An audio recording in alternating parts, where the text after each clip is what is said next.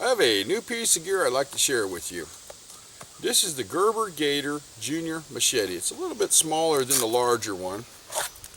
And we're going to do a quick field review on it and answer some questions about it. But before I get started, I'm going to put out my disclaimer. All the information I'll be giving you will be from my own point of view, and my point of view only. It is very important that you go out and do your own research before you purchase one of these products, because what might work for me might not work for you. So let's get started. It comes in a really nice nylon sheath. It's quite thick, and I'll show you here a little bit later in a close-up, but it puts a really, they put another piece of fabric on the back to keep the saw from actually cutting the sheath open when you pull the machete in and out. It's got 3 medium-sized rivets in there to help hold it together. It's got the Velcro latch on the top to hold the machete in there to keep it from falling out. On the back, it's got 1 belt loop so you can hang it off your belt. The only thing I wish it really had is 2 more pieces of fabric so you can actually strap it on the pack. But let's get to the important part, the machete itself. It is a hardened steel blade. This is hardened metal. It's got the saw on there, which comes in really handy. It's got a hole there. I'm not 100% sure what that hole is for. I think it has something to do with the operation of the machete itself. It's not got a bad edge on there. I tuned it up a little bit before I came out. It's got a very nice, I think it's a hardened ABS plastic handle on there with a great grip. And of course a safety lanyard, which I suggest you use until you get used to the machete itself. The blade length, and I got a tape measure here somewhere. There we go. Break that out real fast. Blade length is 10 inches. The total length of the machete itself is right about 18 and a half, a little bit more. And the length of it is 2 inches, so that's not bad. Oh, let me show you, hang on a second, a close-up view of the sheath real quick. You can see that piece of material in there if you didn't get a good look at it earlier. If you see right there.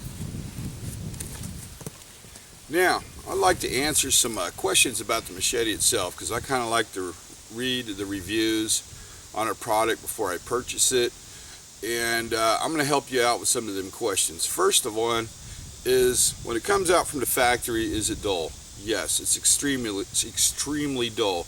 And you got to remember though, these are mass produced on an assembly line, so there's not handmade.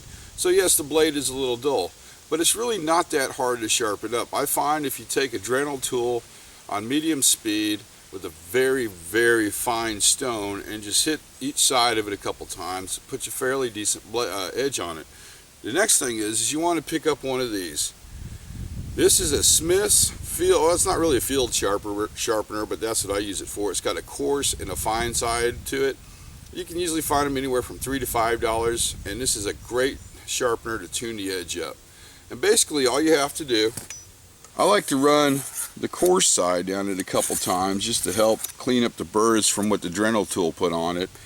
And you can usually feel it once it goes quite smoothly. You know you've got it smoothed out and all the burrs off of it. Then I just switch over to the fine side and run it down there a couple times until it gets a fairly decent edge on it. Another thing that works really great is a sandstone.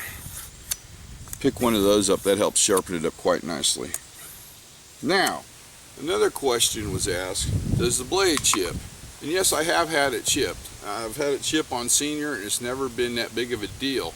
I just keep sharpening it until the chip goes away, or just leave it in there. It really doesn't hinder the product in any way. But there's a couple of reasons why that happens. One, if you put too sharp of an edge on it, it's real thin and it will chip on you. And the other reason is actually in the way you use a machete. Now, all my life I've used an axe. There's kind of a certain technique to using a machete that's different from the axe, and that's one of the reasons why the blade will chip or actually kind of bend on you. And yes, I have bent the blade on Senior here several different times, and honestly it hasn't hurt it at all, so that's not a big deal. Okay, I'll kind of show you what happens here and how the blade bends. First, okay, I got a tree right behind me. We're going to slice up. So I kind of disappeared off camera on you. we're going to break out my axe. I'm going to show you when you cut with an axe. As you notice, when you're cutting with it, you usually come in at a 45-degree angle. And as you pull the axe out, a lot of us, and myself included, we tend to wiggle the axe as we pull it out. Now, with the machete, you try to duplicate the exact same thing with the machete.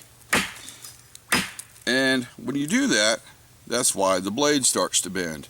Okay, if you come in at it pretty much at straight angles and just kind of move them over just a little bit, see how that's working? In fact, the sad thing is it's cutting a lot better than my axe is. And while I'm at it, I might as well go ahead and slice through this piece of wood.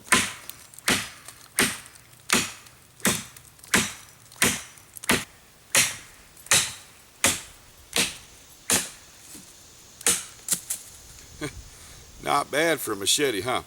Another real interesting tip, when you use a machete, the brunt of the cutting force is usually between here and here. That way it kind of amplifies the motion of the hand and creates more downward force, and that way it cuts a lot better. It's the same thing with your junior. Here and here is great cutting force. Now, let's see how well the saw actually works. And since we still got a piece of wood here, let's go ahead and slice this little guy in half with the saw on here.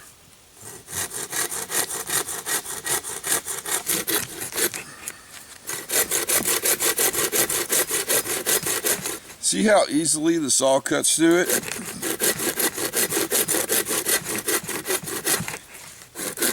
If I can get it to stay on the log.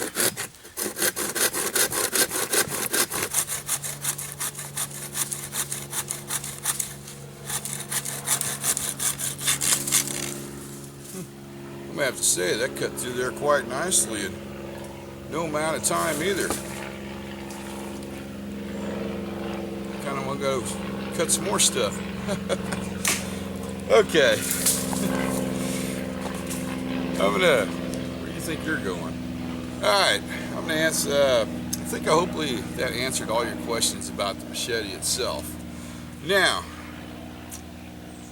my final thoughts are more or less my review on the product, and this is going to be my own point of view. So, honestly, for using it to cut through heavy bush, not really good at all, because I used it to come in here to my, this is a spot I used during the late fall and winter and early spring, because it's so hard to get in here because of the undergrowth, and it really didn't do as well as I thought it would do coming in.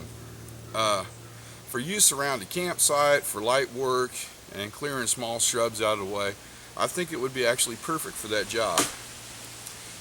The one I would recommend if you're going to do some serious bushwhacking in the outback and a really reliable unit, I would go with Senior.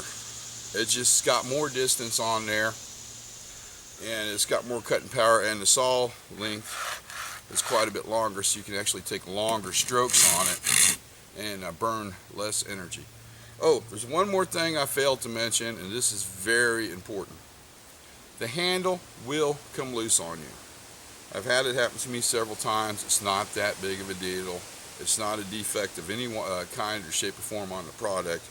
All you have to do is just unscrew it, drop a couple drops of Loctite on there, and just tighten it back up with an Allen wrench. Solves the problem. So, this has kind of been my field review on the Gerber Gator Machete Junior.